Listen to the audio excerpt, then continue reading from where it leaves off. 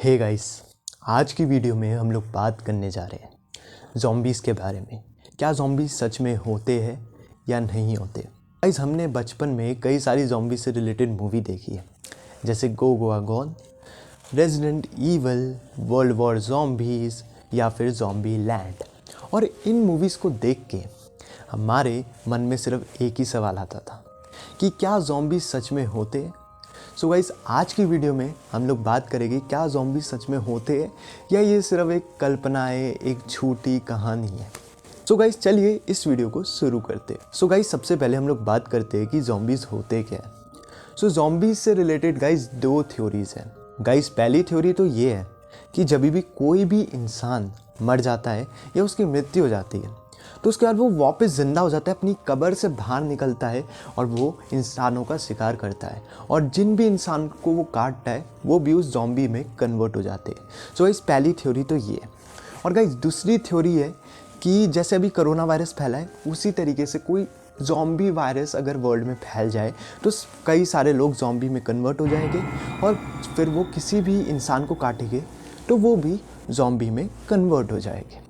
So guys, ये जो second theory है ज़ॉम्बी वायरस के बारे में, इसके बारे में हम लोग नेक्स्ट वीडियो में बात करेंगे, जो वीडियो होगी कि क्या ज़ॉम्बी सच में पॉसिबल है। जैसे कोरोना वायरस अभी आ गया तो क्या कभी कोई कंट्री ज़ॉम्बी वायरस टाइप कुछ बना सकती है या गलती से किसी कंट्री से ज़ॉम्बी वायरस टाइप फैल जाए, तो इस बारे में हम नेक्स्ट वीडियो में बात करेंगे। सो गाइस, ज़ॉम्बी से रिलेटेड पहली थ्योरी के बारे में हम डिटेल में बात करते हैं। तो कभी भी कोई भी इंसान मर जाता है तो गाइस, मूवीज़ के हिसाब से, थ्योरीज़ के हिसाब से ये पॉसिबल है कि कभी कोई इंसान वापस ज़िंदा हो जाए जो ना तो मरा हो और ना तो ज़िंदा हो, मतलब एक बीच की स्टेट है ये जो बीच की स्टेट होती है इंसान की, तो वो कुछ कैरेक्टरिस्टिक्स उसके पास आ जाते हैं। जैसे ज़ॉम्बीज़ के कुछ फेमस कैरेक्टरिस्टिक्स है। नंबर 1 कि ज़ॉम्बी बहुत ज़्यादा स्लो होता है, मतलब चलता धीरे है, सोचता धीरे से है, सारे काम धीरे धीरे करता है। सो गाइस, कभी भी ज़ॉम्बी से बचना हो तो आप तेज काम करो क्योंकि ज़ॉम्बी स्लो होते हैं। नंबर 2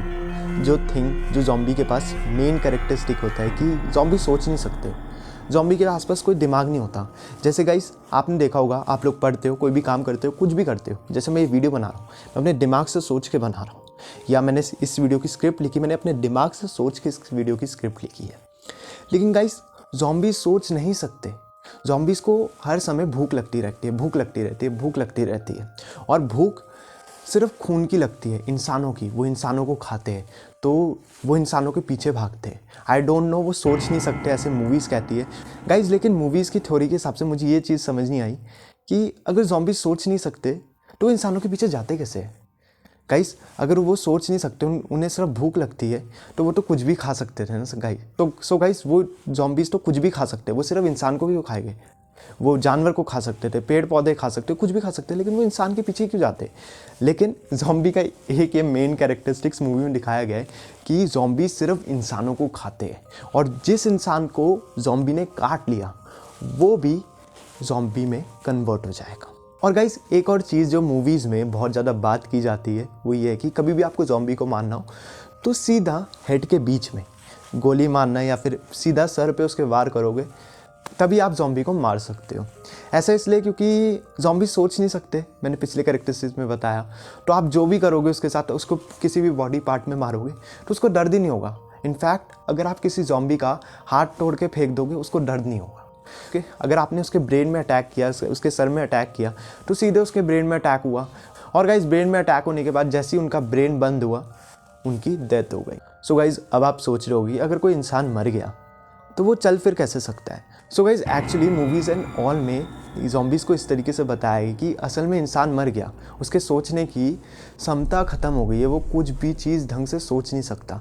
लेकिन एक माइंड का छोटा सा पार्ट है, हंगरी वाला पार्ट, जो सिर्फ उसका अलाइव होता है, और वो बाय चांस गलती से अगर किसी ह्यूमन बीइंग में रह गया तो वो ज़ॉम्बी की तरह इधर उधर घूमने लगेगा, इंसानों को खाने लगेगा एंड ऑल।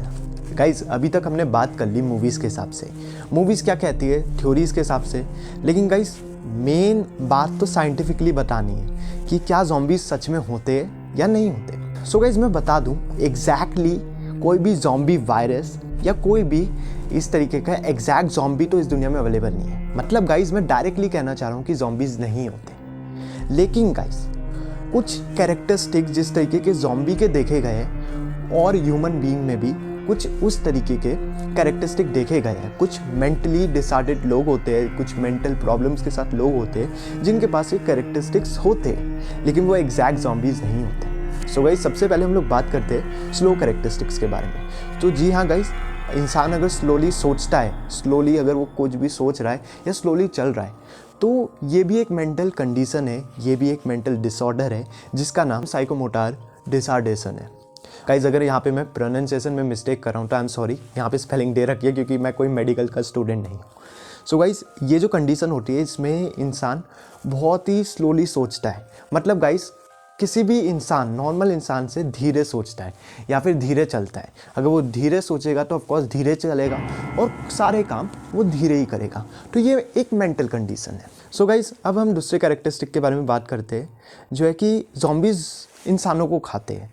मतलब गाइस ज़ॉम्बीज़ को अगर भूख लगती है तो उनका खाना इंसान होते हैं। सो गाइस आपने आदिवासियों के बारे में सुना होगा, कई सारे आदिवासी हैं, आज भी है इस वर्ल्ड में जो इंसानों को खाते हैं, जो मैन ईटर्स हैं।